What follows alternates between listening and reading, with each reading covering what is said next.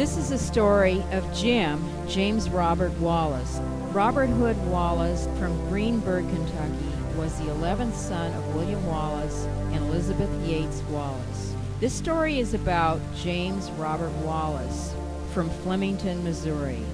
He was the son of Robert Hood Wallace and Mary Elizabeth King. The photo shows the family home of Robert Hood Wallace and Mary Elizabeth Wallace, and children including Eli Wallace, William Arthur Wallace, and James Robert Wallace. Pictured in the foreground are Eli Wallace on the left, and next to him his father, Robert Hood, and then one person from the far right is James' mother and Robert Hood's wife, Mary Elizabeth Wallace. This photo of a dam built on the Pomme de Terre River in Hermitage, Missouri, is on the site of the old Robert Hood Wallace farm.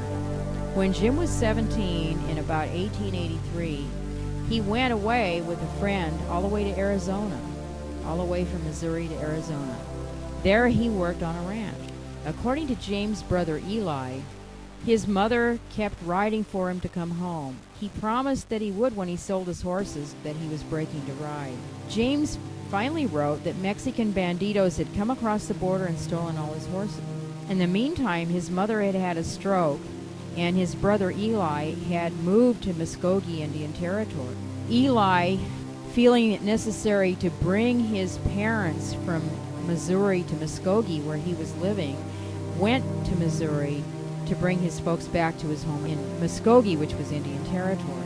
Eli's oldest brother, William Arthur, who was nicknamed Bud, was also living in Muskogee, so there was a good reason to bring the parents because two brothers were already there. The last correspondence they had from Jim was a letter acknowledging his mother's death. The first letter that we are going to look at, and it should be showing on the screen right now, is a letter from the infamous Snug Saloon in Ash Fork, Arizona. The letter is dated January 8, 1894. Think about that. That's well over 100 years ago. Dear Father and Mother, it has been a long time since I heard from you. I think you did not get my letters, or I did not get yours. This finds me well, hoping it will find you all the same. I have been working really hard this summer on a ranch of mine. I could not sell any of my furs this fall, but I am thinking of selling my cattle or shipping them to the Cherokee Strip. How is all the children getting along? I am getting along very well. Would be well if I had the money for what I had here and I sell out here. I am going to the Indians.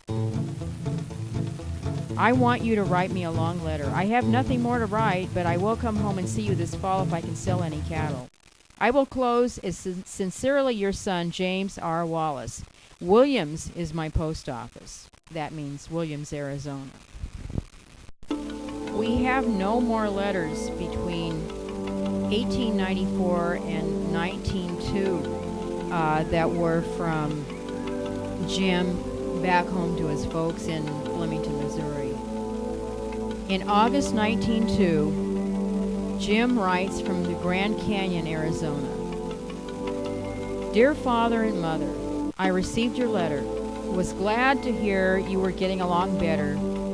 You stated in your letter about getting $7.50 in money. You should have gotten $15. Always state just what you received. You ought to receive $7.50 in 2 days, which would make $22.50 in all if I'm right. You must expect to see me between now and Christmas, but I am counting on starting home about the 1st of November, which would be in 2 months and a half. We sold a mine and our payment in full is due the 1st of November, and I will write when I start. So you must see that I cannot start before the 1st of November, but I hope to start soon after that. The photo that you now see is a photo, the only photo we have of James Robert Wallace. And it's not known exactly when this photo was taken.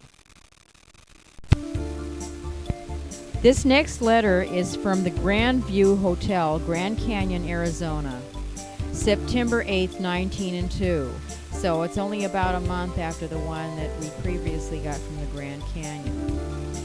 The photo is showing the letterhead of the Grandview Hotel. Dear Father and Mother, I have just received your letter and hurry to reply. I am going to the big Colorado River and I do not think I will get my mail right, but I will try and get ready to come back soon. If I come, I guess you receive $7.50 from Flag Simon. I wrote last. I saw Henry Buckner's. I believe you know him.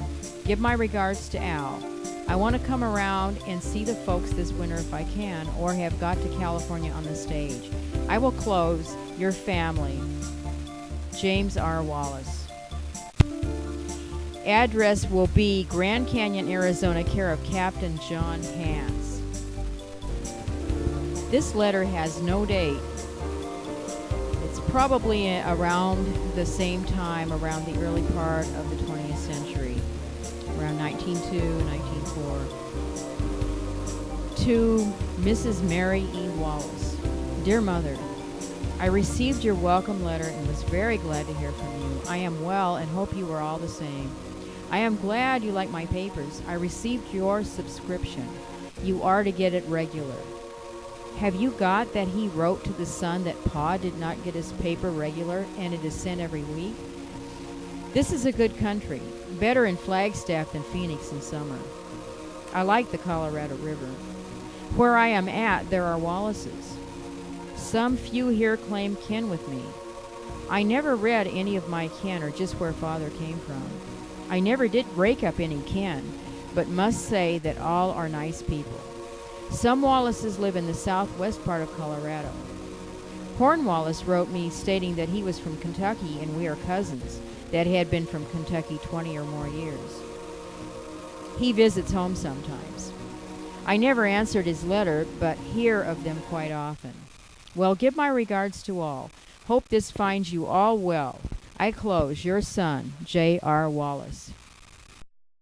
In 1927, the Wallace family got word that Jim had died in Jackson Hole, Wyoming. Jim's neighbors in Wyoming had subsequently moved to California near Los Angeles. When others still in Wyoming notified them of his death, they placed a notice in a Missouri paper hoping to reach Jim's family there. Jim's sister Lucy saw the notice and got in touch with Jim's brother Eli Wallace, who by 1926 had moved from Oklahoma, Oklahoma to Riverside, California. Eli then went to see Jim's former neighbor, and he learned that Jim had written her that he planned to sell his ranch. According to the former Wyoming neighbor, Jim had plans to come to California to see his former neighbor's family and to look up his own family. Jim's former neighbor said that when Jim was working with the cattle, she would go into his house and build a fire to warm up the house before he got home. When she was building the fire, she noticed many letters to his family that were not mailed. Apparently, he never sent any letters from Wyoming to his family. No one in his family heard from him while he lived in Wyoming, which was from about 1904 until 1927 when he died.